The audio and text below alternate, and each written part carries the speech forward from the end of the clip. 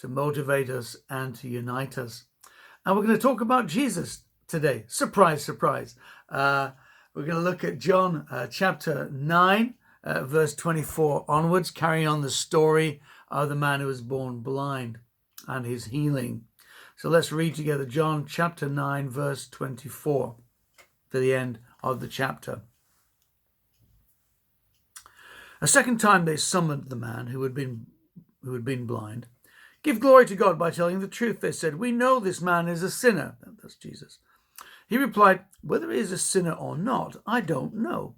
One thing I do know, I was blind, but now I see." Then they asked him, "What did he do to you? How did he open your eyes?" He answered, "I've told you already, and did you not listen? Why do you want to hear it again? Do you want to become his disciples too?" Then they hurled insults at him and said, "You are this fellow's disciple. We are disciples of Moses. We know that God spoke to Moses, but as for this fellow, we don't even know where he comes from." The man answered, "Now that is remarkable. You don't know where he comes from, yet he opened my eyes. We know that God does not listen to sinners. He listens to the godly person who does his will. Nobody has ever heard of opening the eyes of a man born blind. If this man were not from God, he could do nothing." To this he replied, You were steeped in sin at birth. How dare you lecture us?" And they threw him out. Jesus heard that they had thrown him out, and when he found him, he said, "Do you believe in the Son of Man?" "Who is he, sir?" the man asked. "Tell me so that I may believe in him." Jesus said, "You've now seen him. In fact, he is the one speaking to you." Then the man said, "Lord, I believe," and he worshipped him. Jesus said, "For judgment I have come into this world, so that the blind will see, and those who see will become blind." Some Pharisees who were with him heard him say this and asked, "What, are we blind too?" Jesus said, "If you were blind, you would not be guilty of sin. But now that you claim you can see, your guilt remains." We should grow in knowledge and understanding. But there are times when we don't know the answer to certain questions. And maybe you've been in a situation where somebody asked you a question about Christianity, about faith, and you just think, "I don't know." And maybe you've been tempted to bluff your way through and invent an answer. You don't need to. One of the things that I've learned is that in talking to people who don't believe, they may have genuine questions. And if I don't know the answer, I can say, "Well, I'm not sure about that. I'll find out. But this is what I know." And this is where the man comes in verse 25. He says, I don't know the answer to your question. But one thing I know, Jesus did this for me. And our personal testimony, our experience of Christ is crucial. We may not have answers to all the questions, but we should have, some experience of Christ. Now, we don't need to invent something. We don't need to try and make it out to be more dramatic than it is.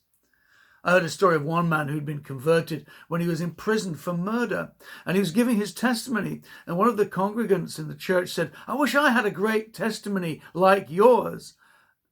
And the guy said, "No, you don't." You see, whatever testimony we have, maybe we were brought up in a nice Christian home with two parents, we were never sexually abused, we never got into drugs, we never got into crime, we never spent time in prison, we just had a boring life. But maybe our testimony is that God was with us through that time, protecting us, and we just had a sense of his love and his presence with us. That's our testimony.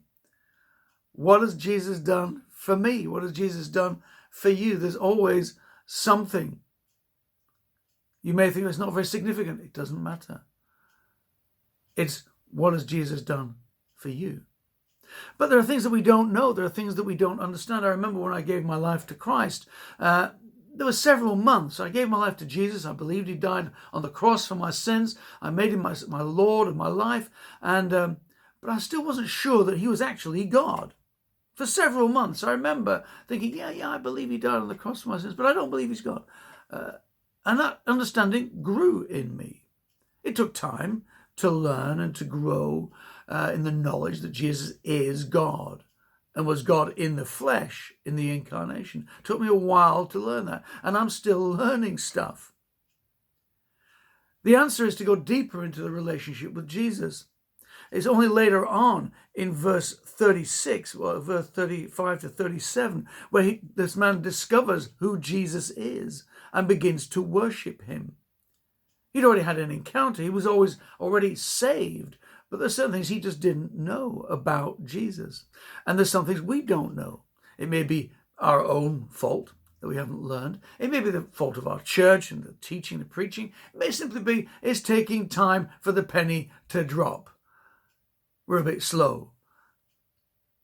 But there's a growth in knowledge and understanding. There's room for our doubts and our questions, room for our uncertainties.